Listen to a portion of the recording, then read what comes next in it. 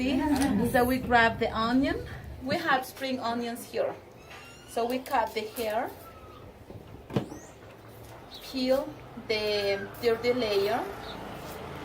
Be careful, you need to remove the thin layer, the slippery one. So you need to remove. So after that, you grab your knife and place it diagonally. Use the bottom of the knife. Don't forget to use, don't use the middle, neither the top, because you can reach your fingers or your hand. So this is why I advise to use the bottom. So diagonally, deep in the middle. So chop, chop, chop, roll.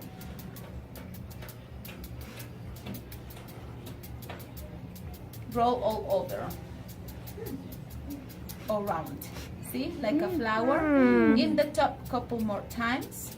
Then we start chopping on the table on the side, not in the top. Roll.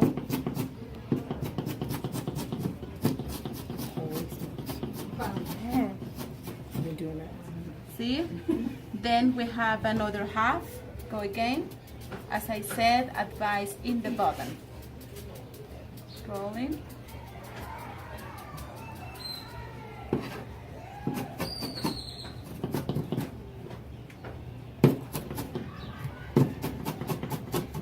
You can go as far as you want.